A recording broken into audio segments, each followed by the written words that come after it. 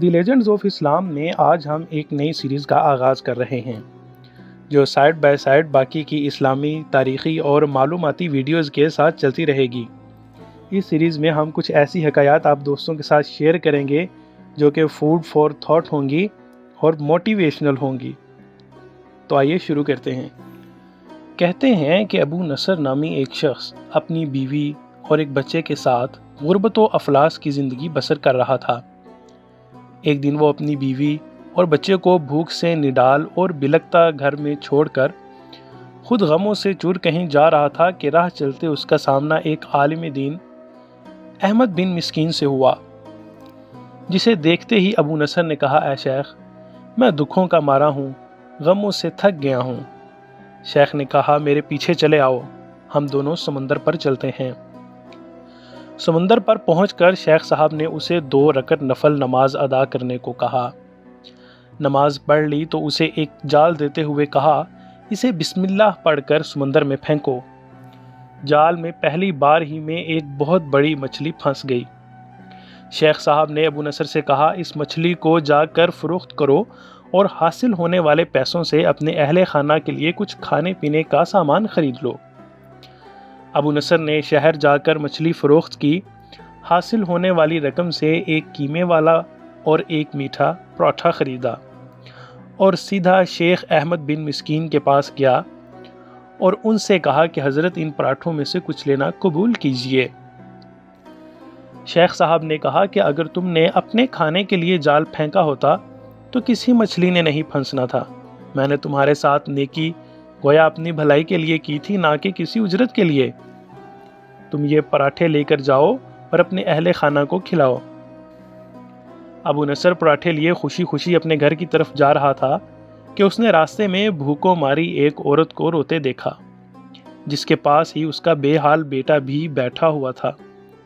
ابو نصر نے اپنے ہاتھوں میں پکڑے ہوئے پراٹھوں کو دیکھا اور اپنے آپ سے کہا کہ اس عورت اور اس کے بچے اور اس کے اپنے بچے اور بیوی میں کیا فرق ہے؟ معاملہ تو ایک جیسا ہی ہے، وہ بھی بھوکے ہیں اور یہ بھی بھوکے ہیں۔ پراٹھے کن کو دے؟ عورت کی آنکھوں کی طرف دیکھا تو اس کے بہتے آنسو نہ دیکھ سکا اور اپنا سر جھکا لیا۔ پراٹھے عورت کی طرف بڑھاتے ہوئے کہا، یہ لو، خود بھی کھاؤ اور اپنے بیٹے کو بھی کھلاؤ۔ عورت کے چہرے پر خوشی اور اس کے بیٹے کے چہرے پر مسکراہٹ پھیل گئی۔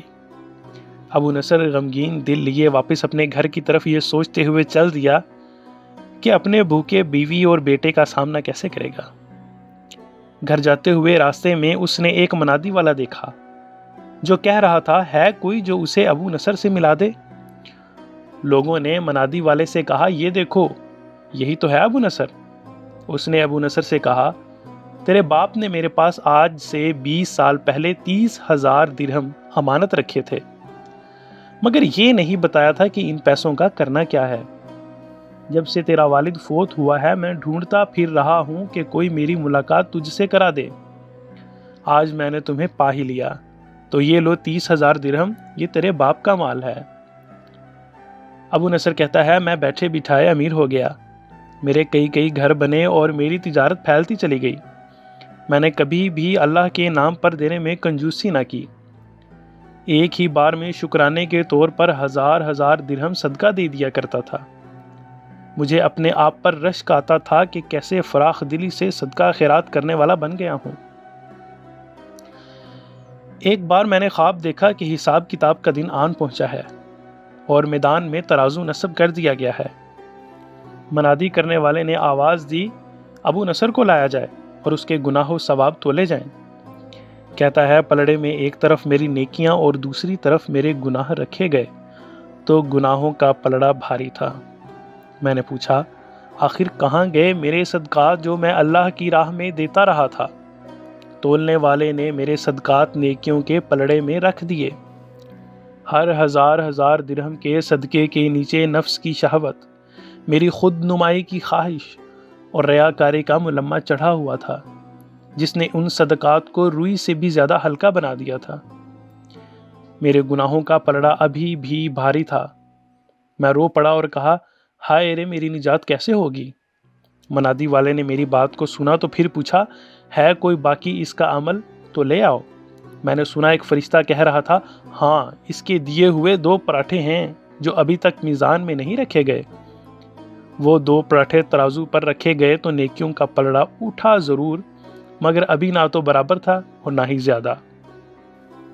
منادی کرنے والے نے پھر پوچھا، ہے کچھ اس کا اور عمل؟ فرشتے نے جواب دیا، ہاں اس کے لیے ابھی کچھ باقی ہے۔ منادی والے نے پوچھا، کیا؟ فرشتے نے جواب دیا، اس عورت کے آنسو جسے اس نے اپنے 2 پراٹھے دیے تھے۔ عورت کے آنسو نیکیوں کے پلڑے میں ڈالے گئے، جن کے پہاڑ جیسے وزن نے ترازو کے نیکیوں والے پلڑے کو گناہوں کے پلڑے کے برابر لا کر کھڑا کر دیا۔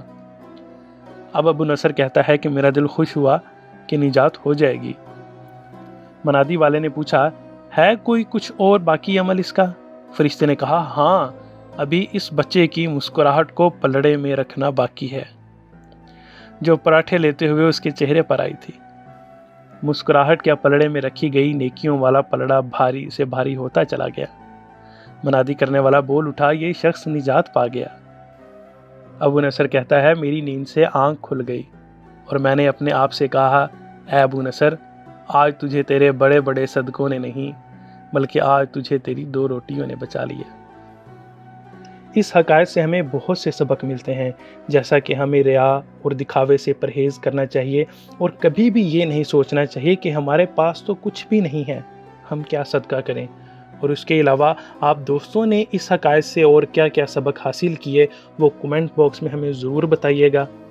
دی لیجنڈز آف اسلام سے آج اتنا ہی، ملتے ہیں اپنی اگلی ویڈیو میں، تب تک کے لیے اپنا بہت زیادہ خیال رکھیے گا۔ اللہ حافظ۔